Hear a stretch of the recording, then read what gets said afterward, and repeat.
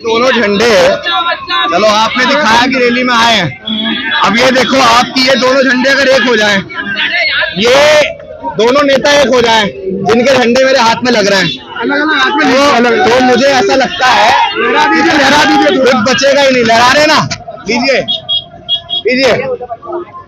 ये दोनों नेता अगर एकजुट हो जाएं, इन दोनों झंडों में आप क्या देख पा रहे हो, क्या ऊर्जा, क्या इन दोनों झंडों में मैं एक 4 बार की मुख्यमंत्री का अनुभव देख रहा हूं और भोपाल को, दिल्ली को, किसी भी प्रदेश को जाम करने की ऊर्जा देख पा रहा हूं।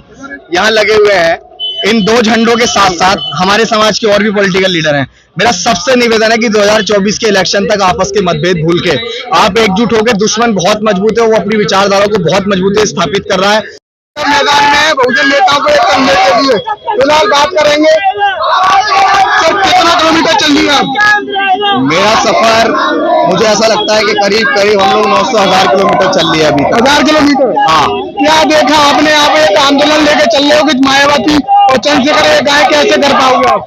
देखो मुझे ऐसा लगता है कि हम लोग संघर्ष कर रहे हैं और संघर्ष सफल जरूर होगा, क्योंकि हमारा आंदोलन सच्चा है और ये हम बहुत अच्छे से जानते हैं कि बिखरे हुए लोग शासक नहीं बन सकते हैं, तो उनको एकजुट करने के लिए किसी को तो जमीन पर उतरना पड़ेगा। आज सड़कों पे आप घूम रहे हो, इतना दूरी तय कर ली, कुछ बदलाव दिख रहा है आपको? बदलाव दिख रहा है ना, बदलाव इसलिए दिख रहा है, यहाँ पे अभी मैंने एक झंडा देखा इधर, शांत हो जाओ, शांत। यहाँ इस रैली के अंदर भीम आर्मी के भी लोग हैं, बसपा के भी लोग हैं, और ये जो नजारा हम लोग बनाना चाहते हैं, जो माहौल हम लोग बनाना चाहते हैं, वो बन रहा है। और जब नेताओं को दिखेगा कि हमारे कार्यकर्ता एकजुट हो रहे हैं और हमारे कार्यकर्ता एकजुट होना चाहते हैं, तो हम लोग जरूर कामयाब और सफल हो जाएंगे। लगता है आपको सफल हो जाएंगे? हाँ, क्यों नहीं होंगे। जब हम लोग संघर्ष कर रहे हैं तो किसी का संघर्ष जाया थोड़ी जाता है, वो सफल होगा, जरूर होगा। अच्छा, मैं आपकी वीडियो में कमेंट देख पा रहा हूँ, आप दलाल हो। किसके दलाल हो आप? ये दावा किया जा रहा है लोगों द्वारा। किसका दलाल बता रहे हैं? ये वीडियो में किया जा रहा है कि ये किसी आजाद समाज पार्टी की तरफ से उतारा गया मैदान में, या बसपा की तरफ से या समाजवादी पार्टी की तरफ से। अच्छा, मतलब अभी वो खुद ये बात नहीं समझ पा रहे हैं कि मैं बसपा का दलाल हूँ या असपा का दलाल हूँ या समाजवादी का दलाल हूँ। कमेंट में देख पा रहा हूँ आप। देखो, जो लोग कमेंट कर रहे हैं ना, मैं उनको ज्यादा तो कुछ कहना नहीं चाहूंगा। मैं सिर्फ इतना कहना चाहूंगा, ये वो लोग हैं जो कभी समाज के लिए काम तो करते नहीं है, और अगर कोई करने उतर भी जाता है तो उनको ये लोग करने नहीं देते हैं। देखो, अगर दलाल वाली बात है, बहन जी मैं तर्क देता हूँ, बहन जी मुझे क्यों उतारेगी मैदान में? बहन जी तो अगर एक बार में चाहेगी तो सारे नेता एकजुट हो जाएंगे। चंद्रशेखर आजाद जी अगर मुझे मैदान में उतारते तो मैं, आप जितने भी लोग कार्यकर्ता और संगठन के लोग, वो सारे लोग एकदम आ जाते। नहीं आए ना। सच बात यह है कि अभी वर्तमान समय में ना मेरे पास किसी का सपोर्ट है और ना कोई ऐसा विरोध कर रहा है। वो निजी कमी मुझे यार, आरोप प्रत्यारोप किसको नहीं हुआ बताओ?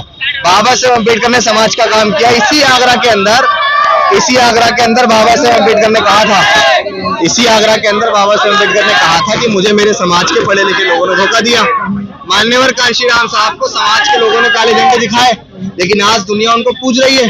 अब यहाँ पे ये नहीं है कि मैं उनको अपने आप से तुलना कर रहा हूँ। 24 के चुनाव के बाद मुझे लगता है कुछ बचेगा नहीं अगर आप आ रहे हो तो। यार विशाल, तुम भी मुझे बताओ कि क्या मायावती जी और चंद्रशेखर आजाद, इन दोनों की पॉलिटिक्स इन दोनों के बिना कामयाब हो सकती है क्या? यार, पूरा समाज ये चाहता है कि ये दोनों नेता एकजुट हो जाएं। इस मांग को मुझे ऐसा लगता है कि समाज का प्रत्येक कार्यकर्ता जो बहुजन आइडियोलॉजी के साथ काम कर रहा है, जो अम्बेडकर मूवमेंट में काम कर रहा है, वो सब लोग ये चाहते हैं कि माननीय बहन जी और चंद्रशेखर आजाद, ये दो नेता 2024 के इलेक्शन से पहले साथ आया तो हम एक बहुत बड़ा रिजल्ट हासिल कर सकते हैं। अन्यथा स्थिति वो जीरो की ओर जा रही है, नील। गठबंधन ने दोनों नेताओं को नकार दिया है, अभी किसी को नहीं बुलाया, आपने देखा होगा, क्या वजह रही है? यार एक बात बताओ ना, बिखरे हुए लोगों को कौन एक्सेप्ट करता है? बिखरे हुए लोगों को कौन अपने साथ लेता है? आप इस देश के अंदर, मैं कह रहा हूँ कि आप लिख के ले लो, माननीय बहन जी चंद्रशेखर आजाद साथ आ जाए तो इंडिया जैसे गठबंधन नतमस्तक होंगे इन दोनों नेताओं को साथ देने के लिए। अगर ये दोनों एक साथ, हाँ बिल्कुल, अगर ये दोनों एक साथ आ गए तो मुझे ऐसा लगता ही नहीं है, मेरा यकीन और पूर्ण विश्वास है कि ये जितने गठबंधन बन रहे हैं ना, इन सब लोगों की फर्स्ट प्रायोरिटी यही रहेगी कि दोनों नेता हमारे गठबंधन का हिस्सा बन जाए। आपके कितने प्रयास आपने किए, मतलब कोई प्रयास किया संपर्क साधने किसी से? देखो, संपर्क साधने की बात ऐसी है, अभी मैं बहन जी के पास चला जाऊं तो मुझसे बहन जी क्यों मिलेंगी? मैं अभी और किसी नेता के पास चला जाऊं, वो कहते हैं हाँ मैं तो होना चाहता हूँ एक, तो मैं कैसे बहन जी को उन तक लेके आ जाऊं कि हाँ एक हो जाओ? अभी पहले आप जमीन मजबूत, पहले मैं जमीन पे जाके नौजवानों को, कार्यकर्ताओं को तैयार कर रहा हूँ। मैं देखना चाहता हूँ कि क्या जमीन पे समाज भी इस मांग को चाहता है या नहीं चाहता है।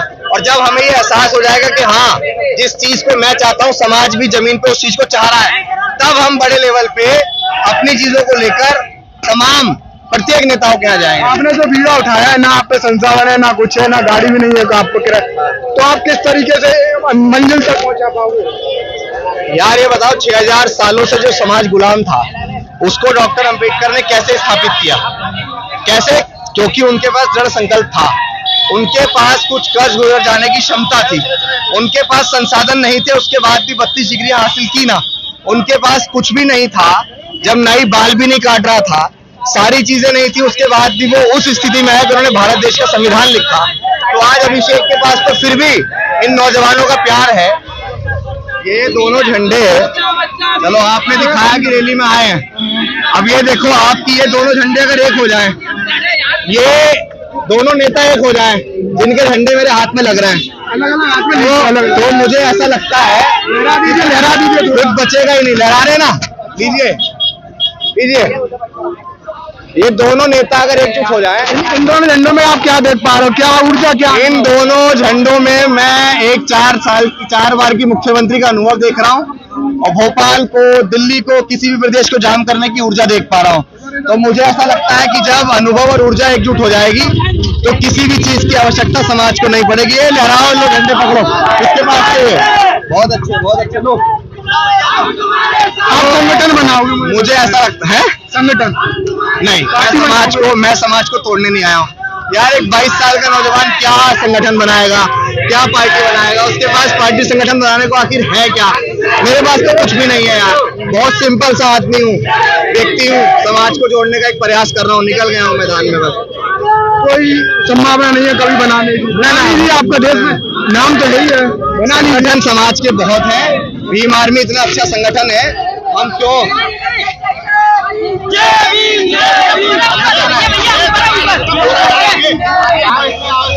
इतने संगठन बने हुए हैं, आपका बन जाएगा तो फिर क्या?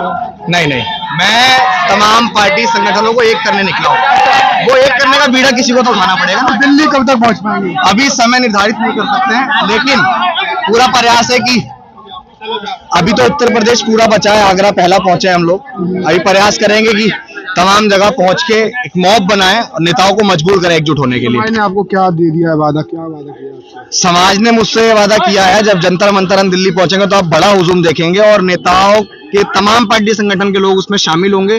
तमाम, मैं उम्मीद करता हूं कि नेता भी उसमें शामिल होंगे जो चाहते हैं कि समाज एकजुट हो।